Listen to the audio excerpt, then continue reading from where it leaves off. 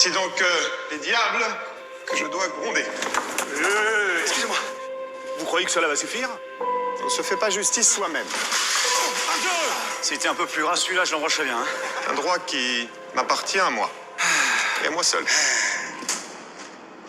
Qui est cet enfant? D'Artagnan, votre majesté. 3 duels en 3 heures avec 3 mousquetaires. Monsieur Athos a le droit de me tuer en premier, Monsieur Porthos en second et Aramis en dernier. Je vous prie de m'excuser par avance si je ne peux contenter tout le monde. Je vous trouve bien arrogant, jeune homme. C'est ma seule richesse. Et je la mets tout entière au service de Sa Majesté. Je suis Charles d'Artagnan. J'ai bien connu votre père. Que puis-je faire pour son fils? Aussi loin que je me souvienne, j'ai toujours voulu être mousquetaire. Vous allez rejoindre les cadets. Et peut-être un jour, vous serez mousquetaire. Ils sont 7, nous sommes 3. Il me semble à moi que nous sommes 4. Tu veux pas le tuer, s'il te plaît? Il m'exaspère. Cette rivalité entre nos troupes est ridicule. Retenez vos soldats, je retiendrai les miens. Milady, des difficultés. Morte et enterrée. On ne peut pas laisser faire ça. Mais il est innocent. Vous voulez donc que je déclare la guerre aux protestants et à l'Angleterre? Le cardinal fera tout pour faire tomber la reine. Pour qui travaillez-vous, madame? Le diable, probablement.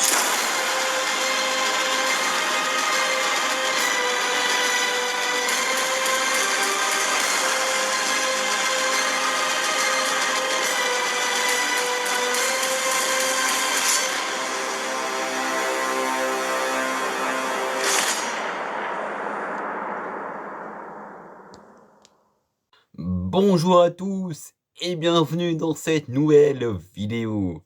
Et aujourd'hui, critique des 3 mousquetaires d'Artagnan. Alors il y a quelques jours, nous avions critiqué le comte de Monte Cristo.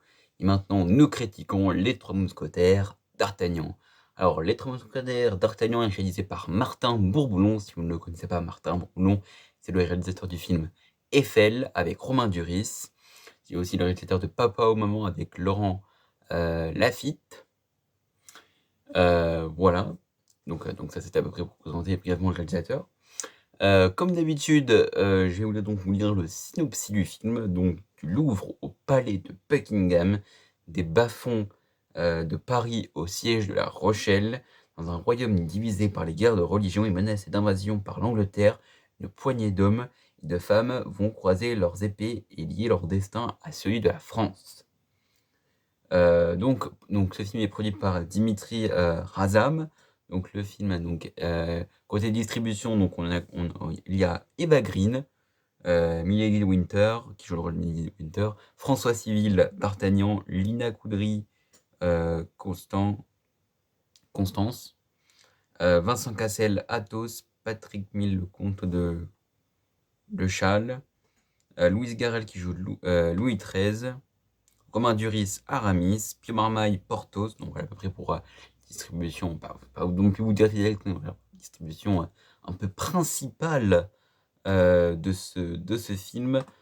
Donc ce film donc est doté d'un budget de 36 millions d'euros, donc c'est quand même un gros budget. Et donc voyons voir maintenant comment il a été reçu ce film. Côté accueil critique en France. Alors, qu'est-ce qu'ils vont nous dire? Alors, en France, le site Allociné propose une moyenne de 3,7 sur 5. Le site Rotten Tomatoes propose un score de 98% des notes. La critique est majoritairement favorable au film. Pour la rédaction de CNews, Martin Bourboulon réussit à remettre le film de cap et d'épée au goût du jour grâce à une mise en scène rythmée et ambitieuse, ainsi qu'à des acteurs qui prennent un malin plaisir à incarner ces héros populaires.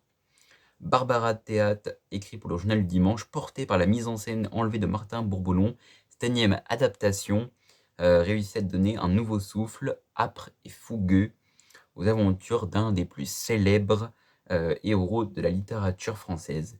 Les combats à l'épée offrent un réalisme spectaculaire, les costumes sont d'un luxe absolu, les dialogues mêlent au goût du romanesque et humour bravache. Jackie Bornet, donc pour France Culture, souligne le charisme de la distribution. Le critique rajoute épique, romanesque, avec ponctué de très beaux duels. Cette nouvelle version, tout en décor naturel, bénéficie des atouts d'une grande production, actualisant actualisant le genre de cap et d'épée, une adaptation de l'œuvre de Dumas, quelque peu plus sombre qu'à l'accoutumée. Voici donc à peu près donc à mi-chemin, donc notre citation, à mi-chemin entre le western et le film de cap et d'épée dans la pure tradition du genre. Le long métrage de Martin Boulon semble avoir été apprécié par Julie Hay, donc du journal du Geek. Elle résume sa critique ainsi: les trois mousquetaires d'Artagnan, donc dernière citation que je vais vous faire, les trois mousquetaires d'Artagnan n'a pas peur de mettre le feu aux poudres. Le premier volet de la saga, pensé en 2 opus, tranche dans le vif et offre un grand spectacle aux amateurs du récit de Dumas, mais pas seulement un divertissement familial qui rivalise sans problème avec les superproductions hollywoodiennes. En garde! Alors voilà donc à peu près pour les retours un peu critiques sur ce film-là. Donc comme vous pouvez le voir, les critiques évidemment sont assez unanimes en disant qu'ils ont bien apprécié ce film.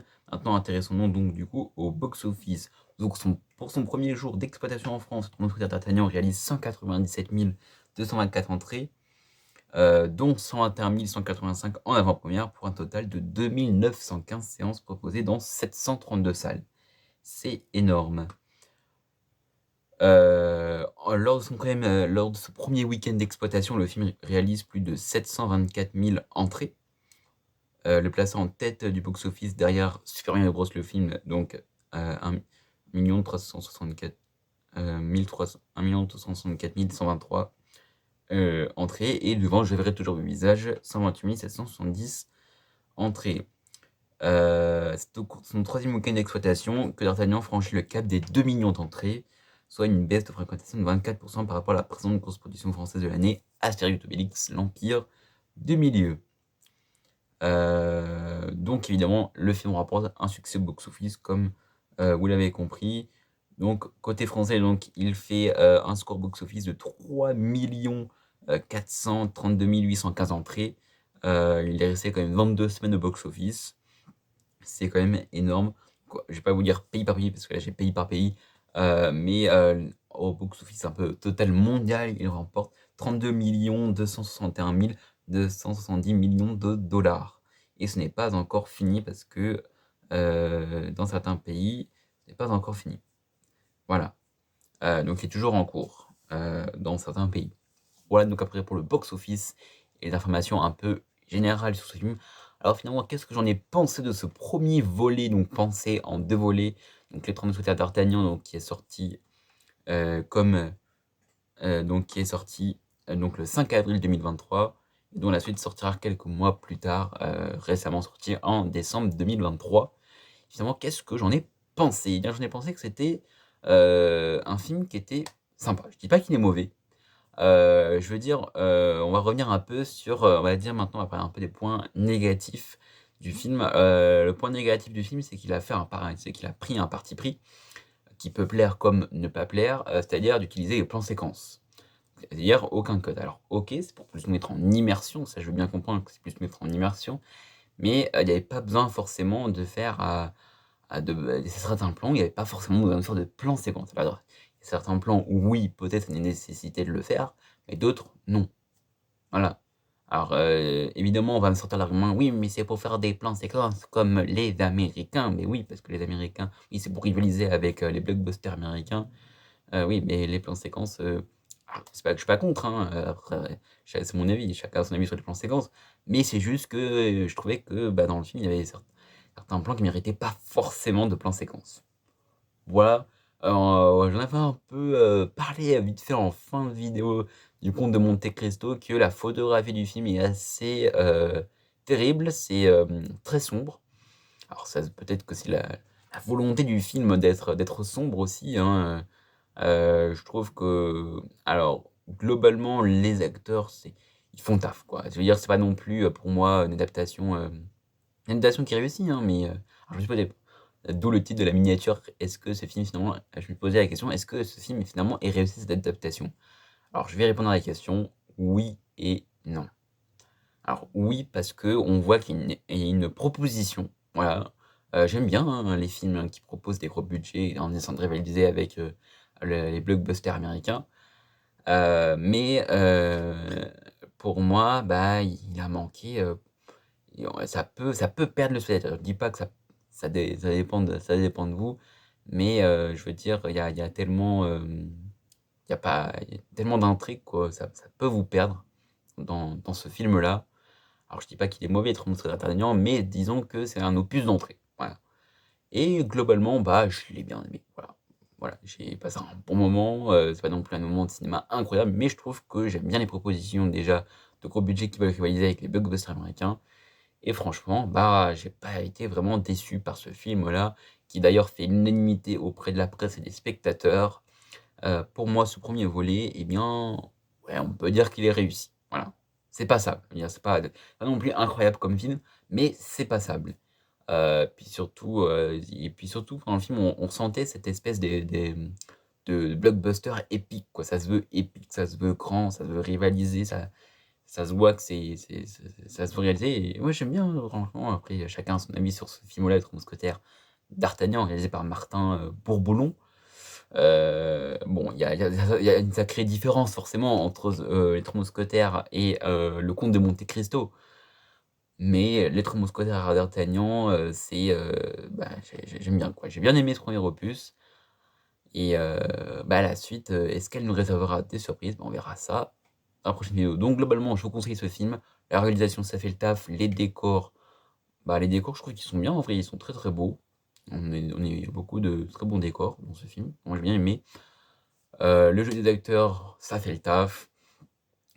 Voilà, quoi. En gros, tout fait le taf, quoi. C'est passable, quoi. C'est un opus passable, d'entrée passable. Voilà. Ça reste mon avis, je le note 13 sur 20. Après, chacun a son avis sur le film. N'hésitez pas aussi à réagir par rapport à ce film et à me dire votre avis aussi en commentaire sur ce film-là. Voilà, donc c'était tout ce que je pouvais vous dire sur ce Trois Mousquetaires d'Artagnan, réalisé par Martin Bourboulon. Et aussi, on va parler du coup du parti pris, parce qu'on rappelle que Martin Bourboulon travaille du coup avec la société de production, du coup Pathé et Chapter 2, pardon. Aussi l'autre parti pris, c'était du coup d'avoir réalisé donc les deux films, donc Trois Mousquetaires d'Artagnan et Trois Mousquetaires Milady en même temps. Alors en même temps, c'est bien et c'est pas bien. C'est bien parce que d'un côté, il y a 2 suites qui sortent simultanément, du coup on n'a pas non plus à attendre nous, en tant que spectateurs, très longtemps pour avoir la suite. Mais d'un autre côté, bah, c'est pas vraiment bien parce que enfin, pas que c'est pas bien, mais disons que, c'est un peu osé de sortir déjà une suite quelques mois après, ce qu'on avait déjà vu dans le 1. Voilà. Donc c'est pour ça que, bah, je me demande si c'est pas un peu trop risqué d'avoir sorti quelques mois après, ce film-là. Peut-être qu'il aurait fallu encore quelques mois après pour le sortir, au moins pour finir la post-production, parce que franchement, la photographie du film, elle est dégueulasse. Franchement, elle est dégueulasse. Franchement. Par rapport, je sais que j'ai fait une comparaison avec Le Comte de Monte-Cristo, où il y a beaucoup de plans lumineux. Là, il y a très très peu de plans lumineux, on est plutôt sur une photographie assez sombre. Après, peut-être plus pour me mettre dans l'ambiance du film, hein. Mais j'ai remarqué que la photographie était quand même assez dégueulasse. Voilà, c'est ce point noir avec le parti pré-plan séquence que j'ai retenu dans ce film-là. Bon, après, voilà quoi, c'est un scénario simple, on n'est pas non plus sur une histoire incroyable, mais voilà, il faut. Voilà, quoi. Donc, comme je vous ai dit, du coup, c'est osé d'avoir sorti cette suite quelques mois après, mais en même temps, comme je dis, si je peux rajouter un autre point positif du côté bien, eh bien, c'est parce qu'en même temps, comme ça leur permet au moins d'avoir d'être calé déjà dans l'histoire et d'avoir les 2 déjà prêts et de maintenant se concentrer sur le 3e. Alors, eh bien, je sais que Pathé et Chapter 2 ont été occupés avec Le Comte de Monte-Cristo, qui récemment fait un succès au cinéma avec plus de 2 millions d'entrées, je crois. Je crois qu'il cartonne bien là au cinéma, il avait déjà passé le million d'entrées, j'en avais parlé lors de la critique.